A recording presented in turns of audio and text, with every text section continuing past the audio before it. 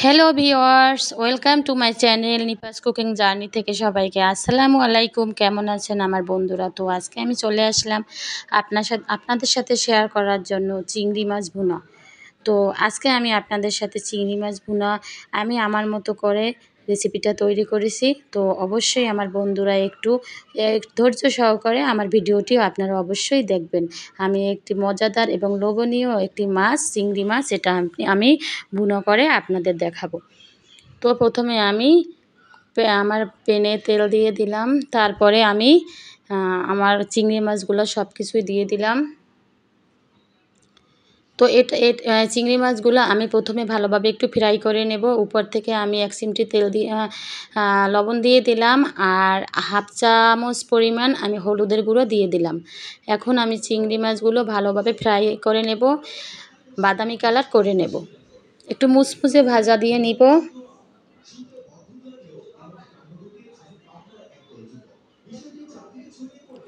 তো অবশ্যই আমার বন্ধুরা, আমার এই চিংড়ি মাছ ভুনা যদি আপনাদের ভালো লাগে তো অবশ্যই বাসায় এভাবে একদিন ট্রাই করবেন। তো দেখেন কতটা অন্যরকম স্বাদ আপনার এই চিংড়ি মাছটিতে।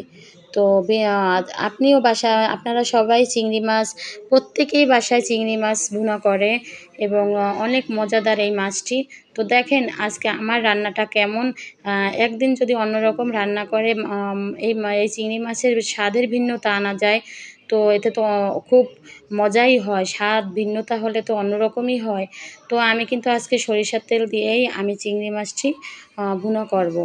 তো দেখেন আমি সরিষার তেল দিয়ে দিলাম, তারপরে এর মধ্যে আমি পেঁয়াজ কুচানো দিয়ে দিলাম। তারপরে আমি যেহেতু চিংড়ি মাছ ভুনায় কিন্তু বেশি পরিমাণ পেঁয়াজ দিতে হয়, তো যেহেতু মশলাটা একটু বেশি প্রয়োজন হয়, চিংড়ি মাছ ভুনায় মশলাটা সবাই একটু বেশি পরিমাণ খায়। তো এজন্য আমি চিংড়ি মাছে একটু বাটা পেঁয়াজ দিয়ে দিলাম 1 চামচ পরিমাণ। তো ভালোভাবে কষা করে নিলাম। ভালোভাবে আপনি এটা কষা করে নেবেন। চিংড়ি মাছ, কুচানো পেঁয়াজ, তার সাথে বাটা পেঁয়াজ আর রসুন বাটা 1 চামচ পরিমাণ দিয়ে ভালোভাবে এটা আমি কষিয়ে নিব। তো বন্ধুরা, আমার যদি এই রেসিপিটি ভালো লাগে অবশ্যই আপনারা আমাকে সাবস্ক্রাইব করবেন এবং পাশে থাকা বেল বাটনটি অন করে দিবেন। তাহলে নতুন নতুন ভিডিও পেয়ে যাবেন। আর লাইক ও কমেন্টস করবেন। দেখেন আমি হাফ চা চামচের মতো আমি বাটা জিরা দিয়ে দিলাম।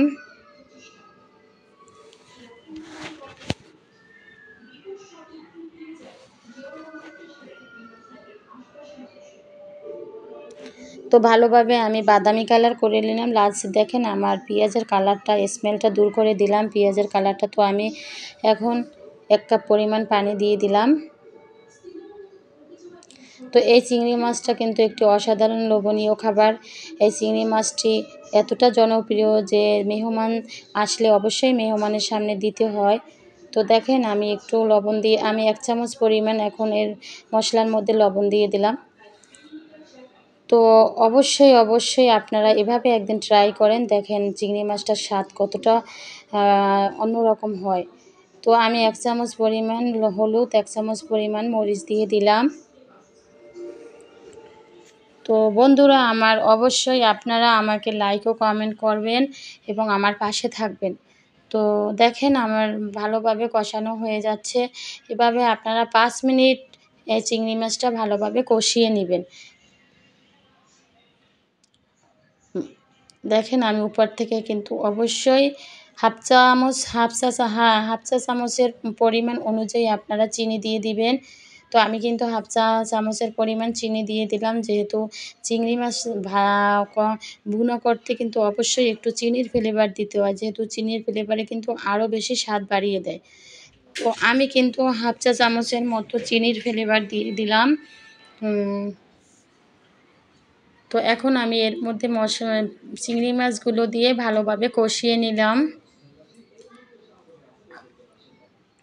এটা আমি 5 মিনিট ভালোভাবে কষিয়ে নিব, যাতে মশলাগুলো চিংড়ি মাছের মধ্যে ভালোভাবে ঢুকে যায়। দেখেন আমি 1 কাপ পরিমাণ পাউডার দুধ ভালোভাবে মিশিয়ে পানির সাথে দিয়ে দিলাম। অবশ্যই আপনারা এরকম একটু দুধ পাউডার দুধ বাসায় থাকলে, যদি আপনার গরুর দুধ থাকে সেটাও আপনি ব্যবহার করতে পারবেন। তো আমি পাউডার দুধটাই দিয়ে দিলাম।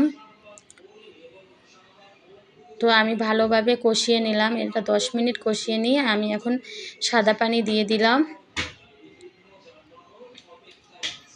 তো এর যে কতটা স্বাদ সেটা সবাই আমরা জানি, যে চিংড়ি মাছ কষা অন্যরকম একটি স্বাদের মাছটি। এই মাছটি একজন মেহমান আসলে তার সামনেও কিন্তু এই মাছটি না দিলে আমাদের সম্মানের আমাদের একটা মানে খারাপ লাগে। তো চিংড়ি মাছটি এমনই একটি জিনিস, বিয়ের অনুষ্ঠানেও কিন্তু এই চিংড়ি মাছটি দেওয়া হয়। তো এই জন্যই চিংড়ি মাছটি আরও যদি এরকম লোভনীয় করে রান্না করেন তাহলে কিন্তু হাত চেটেপুটে সবাই ভাত খেতে পারে। তো দেখেন আমার চিংড়ি মাছটি কিন্তু হয়ে আসছে। আমি উপর থেকে ভাজা জিরার গুঁড়ো দিয়ে দিলাম। তো অবশ্যই আপনারা এভাবে একদিন বাসায় ট্রাই করবেন। ট্রাই না করলে অবশ্যই মিস করবেন এই রান্নাটি।